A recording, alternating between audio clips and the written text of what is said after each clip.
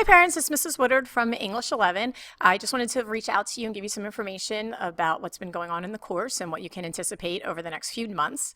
During the second marking period, your students have been working on a writing unit in which they have been working to improve their focus, their content, and their organization in their writing. They have been working on 5 essays simultaneously while receiving direct instruction about appropriate writing. In addition to that, they've also been completing a short story unit. You'll notice in Hack that there aren't a tremendous amount of grades this quarter. However, that will be remedied by the end of the quarter. We have about 3 weeks left, and a lot of the assessments will be occurring within the next few weeks, where they will be finishing up their writing packet and they will be finishing up reading the short stories and receiving assessments on that as well. So you can anticipate a big push of grades as we get to the end of the marking period. For third quarter, your student will then be transitioning back to literature. It'll be a very heavily dominated literature unit on The Great Gatsby. It will feel very similar to the way it did during first quarter, where the students will have all of their assignments in advance, and they'll be doing a lot of independent reading and taking notes and having various assessments on their reading.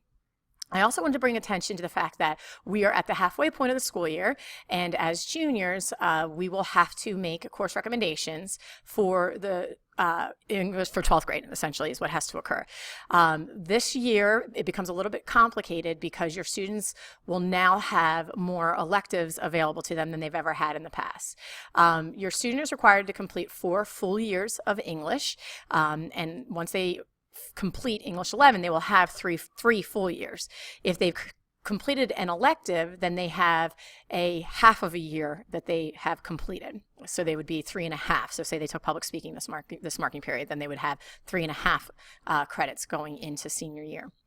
As a senior, typically the students need to take an entire year of English, but they're broken up into 2 semester courses. I will be recommending English 12 for all of my English 11 students. And English 12 is just a continuum of English 11. It's just another opportunity to do more college prep work.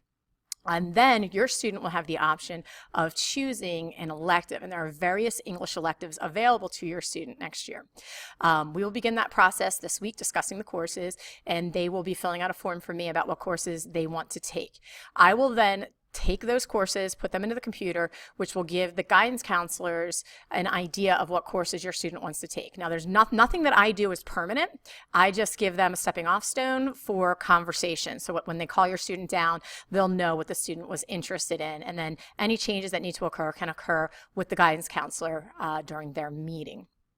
I do want to make you aware, though, that our most popular course is a course called Critical Viewing, and that course actually requires parent permission. So there's a form that needs to be printed out and signed. I will have some of those forms available in class, and they can take that home to you. And if you give them permission to take the course, simply sign it, and then they need to have that form when they meet up with their guidance counselor. So that's pretty much it with the information that I wanted to give you about the quarter. Please email me if you have any questions or concerns, and I wish you all a very happy, healthy New Year. Have a good one.